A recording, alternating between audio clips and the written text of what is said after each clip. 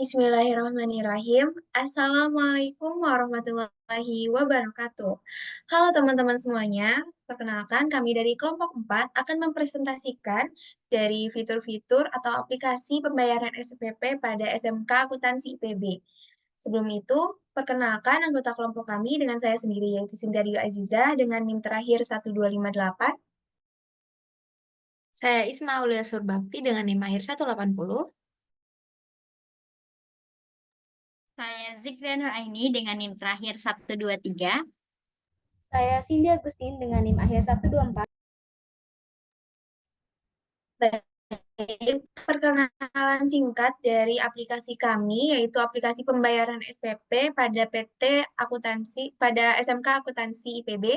Nah, di sini memiliki tiga fitur, yaitu sebagai petugas, administrator, dan juga ada sebagai siswa. Sehingga nantinya di administrator bisa mengakses dari petugas dan tentunya siswa, data siswa. Kemudian sebagai petugas, tentunya yang akan ditugaskan sebagai petugas yang dapat menginput transaksi pembayaran SPP. Kemudian siswa itu dapat melihat apakah siswa tersebut sudah membayar SPP ataukah belum.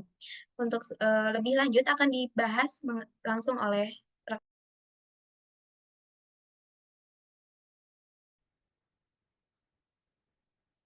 Baik, di sini kita akan login sebagai admin.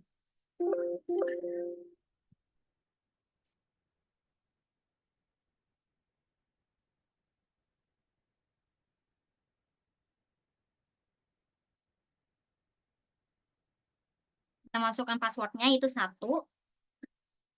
Kita login. Di sini ada fitur SPP. Di sini yang berisi dengan data-data tentang SPP yang ada di SMK IPB. Di sini ada kelasnya. Ada fitur siswa, petugas, pembayaran, dan nanti ada fitur laporan. Jadi laporan ini bisa kita cetak. Oke, kita coba dulu untuk fitur SPP-nya. Misal kita tambah SPP, kita input golongannya.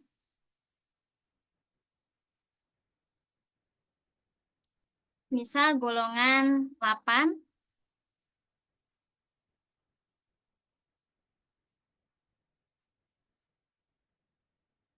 Dengan nominal 15 juta.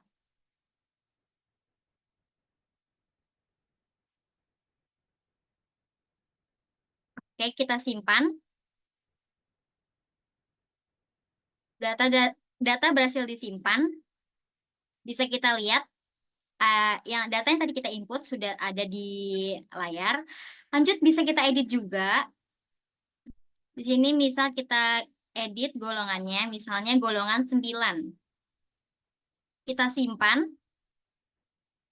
Oke, data berhasil diupdate. Bisa dilihat 9, lalu data juga bisa dihapus.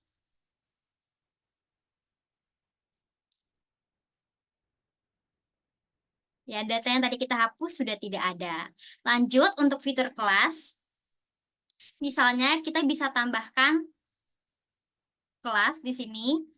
Nama kelasnya misalnya AKN D2. Kompetensi keahliannya misalnya AKN. Bisa kita simpan. Oke. Nah, D2 AKN sudah terinput ya, teman-teman. Lanjut, kita juga bisa edit. Di sini ada AKN 1 misalnya. Kita simpan. Oke, data berhasil diupdate. Nah, di sini udah terlihat D2 dan AKN 1 sudah terupdate. Lalu kita juga bisa hapus.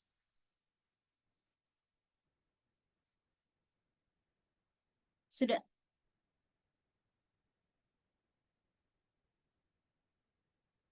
Oke, data yang tadi kita input sudah terhapus. Lanjut, kita coba untuk memasukkan tambah siswa ya.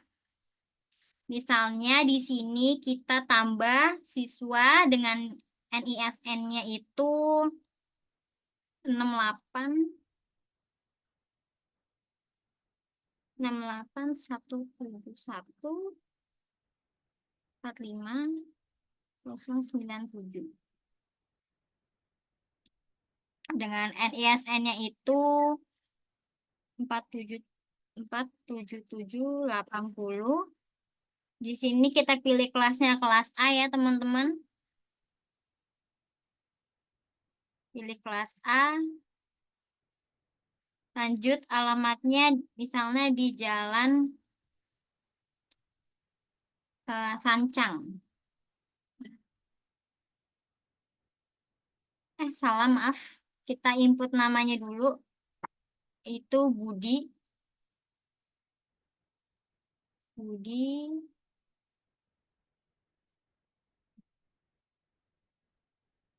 Santoso. Alamatnya kita input. Itu misalnya Jalan Sancang aja.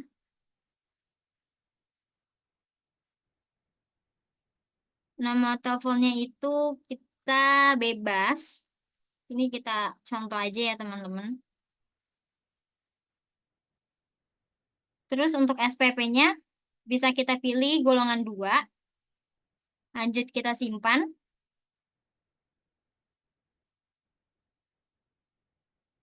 Oke.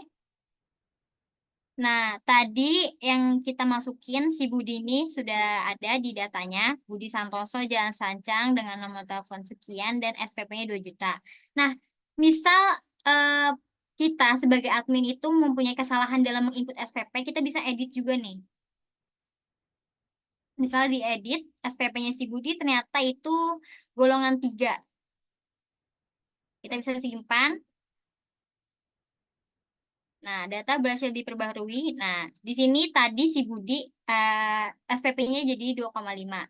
Nah, Budi Santoso juga bisa dihapus. Ya, hapus. Oke. Data dari Budi tersebut tadi sudah terhapus di halaman ini. Selanjutnya akan dijelaskan oleh teman saya. Baik, teman-teman, untuk selanjutnya itu ada tabel petugas.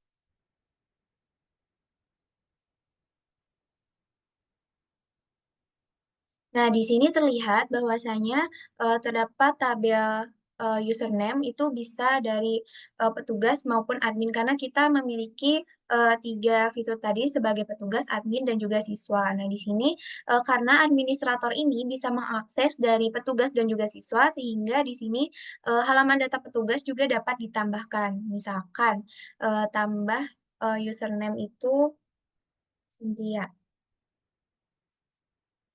Kemudian passwordnya itu 123. Nama petugasnya Cynthia. Saya akan menambahkan sebagai petugas yang nantinya petugas ini bisa menambahkan dari pembayaran SPP siswa.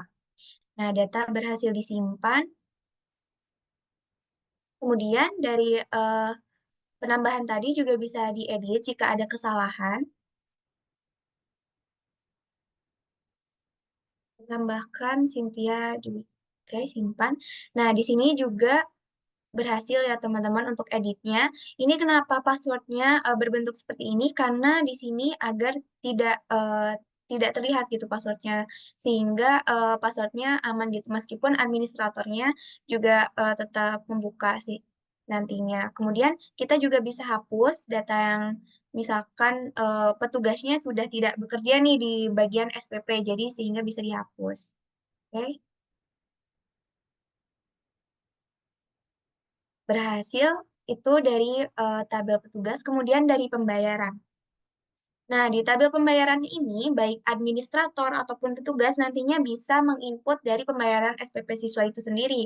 Nah, di sini juga telah ada data-data nama siswanya, baik dari kelas A sampai kelas D, kemudian kita memiliki contoh transaksinya.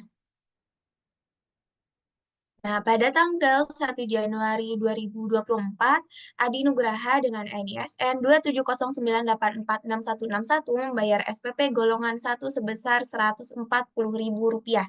Nah, di sini karena kita ada primary key dari NISM-nya, sehingga nantinya kita akan tercantum langsung gitu di bagian siswanya. Nah, ini Adi Nugraha kita masukkan datanya pada bulan Januari tanggal 1 2024. Tadi berarti disebutkan bahwa membayar SPP-nya untuk bulan tersebut berarti Januari, kemudian tahun bayarnya 2024. Nah, tadi eh, Adi itu membayar sebanyak 140.000. Kita tuliskan. Jadi teman-teman di pembayaran SPP ini meskipun belum lunas semuanya, jadi nanti ada keterangan di sini jumlah bayar yang harus dibayar itu 500.000 karena Adi ini yaitu golongan 1 gitu 500.000. Nah sekarang Adi baru bayar 140.000 nih, berarti nanti di sini akan muncul sisa tagihannya juga. Nah di sini Adi Nugraha dengan kelas A SPP golongan 1 dengan nominal Rp500.000 sudah bayar Rp140.000 sehingga kekurangannya Rp360.000. Nah, di sini nanti jika Adi melakukan transaksi atau pembayaran lagi bisa dipilih dan bayar. Kemudian kita juga bisa lihat historinya. Nah, di sini histori kalau misalkan Adi Nugraha ini sudah membayar pada tanggal 1 Januari 2024. Nantinya juga ini fiturnya dapat dihapus, oke?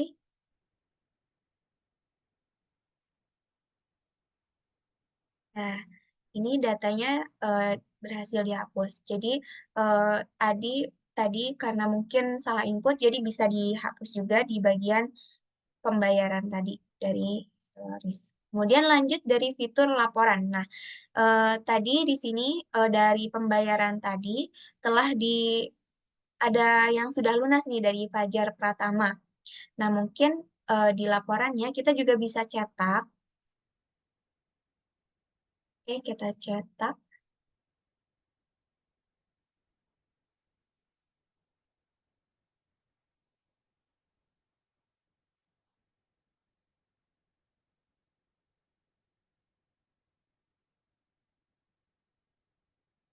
Nah, muncul ya teman-teman dari fitur cetaknya yaitu laporan pembayaran SPP. Jadi yang transaksi pembayaran yang telah diinput tadi akan tercetak di file Excel yang nantinya juga dapat di-convert ke PDF sehingga eh, bisa disesuaikan dari jenis laporannya ingin seperti apa gitu. Itu dari fitur cetak. Kemudian di sini ada logout. Oke, dari fitur administrator telah selesai. Mungkin selanjutnya akan dijelaskan dari sebagai petugas.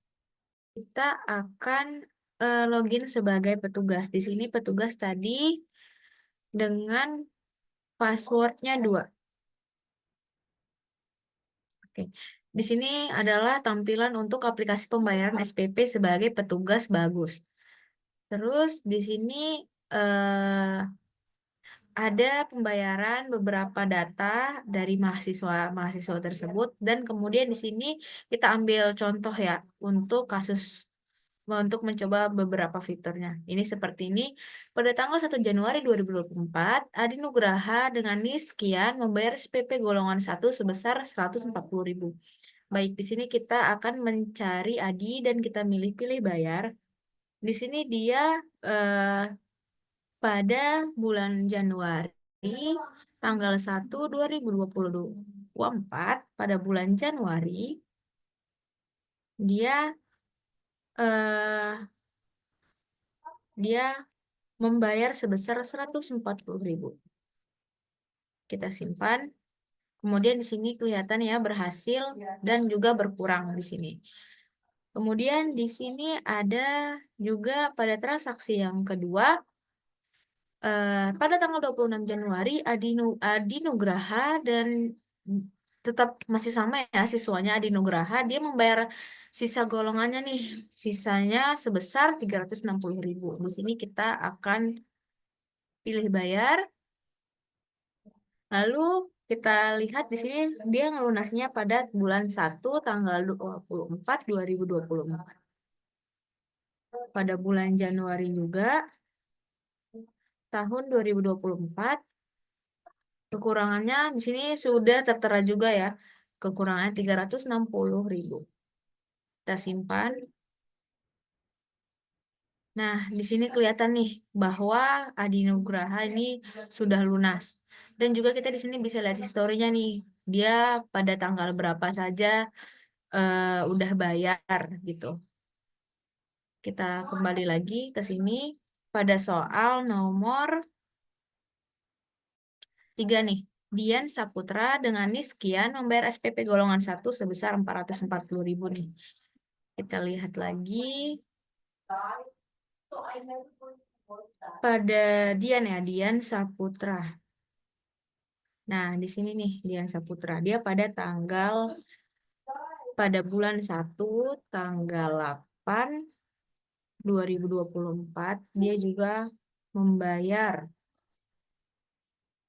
pada tahun 2024 sebesar 440.000. Nah, kelihatan ya dia kekurangannya 60.000 nih. Kemudian di sini Fajar kita lihat lagi transaksi yang keempat. Pada tanggal 8 Januari, Fajar Pratama juga membayar nih SPP golongan 4 sebesar 5 juta. Kita lihat lagi nih Fajar. Nah, di sini Fajar udah lunas nih. Tapi kita lihat nih historinya. Wah, rupanya dia sudah lunas. Namun tidak ada konfirmasi dari administrasinya bahwasanya dia tuh bayarnya cuman 4 juta. Jadi kita hapus saja ya. Nah, kita hapus. Nah, di sini kita lihat Fajar kembali 5 juta. Lalu kita input kembali tanggal pada tanggal 8 bulan 1 2024. Kita lihat pada bulan Januari tahun 2024 kita bikin 4 juta. Baik. Nah, di sini sudah terlihat ya bahwasanya situ Fajar hanya bayar 4 juta. Oke, mungkin cukup dari aku. Selanjutnya akan dijelaskan oleh rekan saya. Mungkin ini di log out dulu ya untuk dilanjutkan. Nah, aku pause. Yes.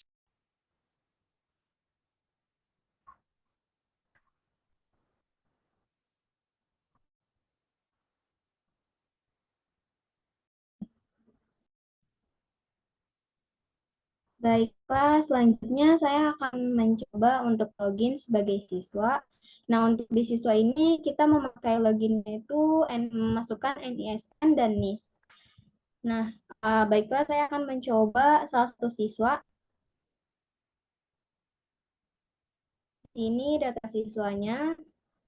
Kita akan coba masukkan Adi Gunawan.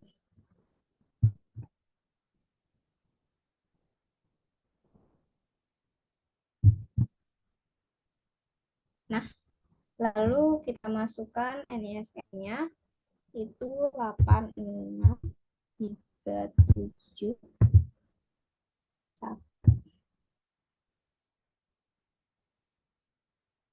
Nah, kita login. Nah, untuk di halaman siswa ini, para siswa hanya bisa melihat histori pembayarannya saja, agar mereka bisa mengetahui nominal yang dibayarnya harus berapa, dan apakah mereka sudah membayarnya, dan kapan mereka membayarnya. Jadi di sini kelihatan ya bahwa Adi Nugraha dari kelas A untuk tahun SPP-nya itu di golongan 1 nominal dibayarnya itu 500.000 dan sudah dibayar 360 pada tanggal 24 Januari oleh petugas Bagus. Dan di tanggal ini dia sudah dibayar karena awalnya itu dia bayarnya itu pada tanggal 1 Januarinya itu hanya sebesar 140.000. Maka bisa diketahui bahwa Adi Nugraha itu sudah lunas begitu saja dari histori pembayaran Adi Nugraha. Selanjutnya kita juga akan melihat siswa lain. Kita log out dulu. Coba kita lihat di data siswa. Kita akan masukkan siswa Eka Putri. Di sini NISN-nya.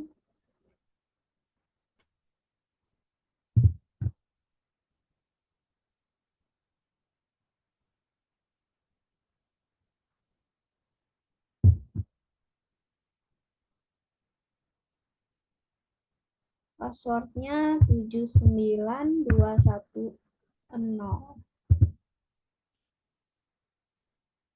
Login. Nah, untuk di sini histori pembayaran atas nama Eka Putri dari kelas D untuk tahun SPP-nya itu tahun golongan keempat. Nominal dibayarnya itu 5 juta dan sudah dibayar 918 pada tanggal 4 Februari oleh petugasnya itu administrator. Jadi dia masih ada yang belum dibayar oleh si Putri ini. Segitu saja login dari siswa. Kita logout lagi. Segitu saja login siswa. Baik, itulah tadi pengenalan dari fitur-fitur aplikasi pembayaran SPP pada SMK Akuntansi IPB. Tadi juga telah dijelaskan dari fitur mulai administrator, kemudian juga petugas, dan hingga siswa. Kemudian juga dijelaskan dari fitur-fiturnya bisa tambah, edit juga hapus, bisa input dari transaksinya, baik dari administrator juga petugas. Kemudian yang terakhir juga ada cetak dan melihat histori sendiri dari siswanya. Nah, mungkin itu yang dapat kita sampaikan. Mohon maaf apabila ada kesalahan. Wassalamualaikum warahmatullahi wabarakatuh.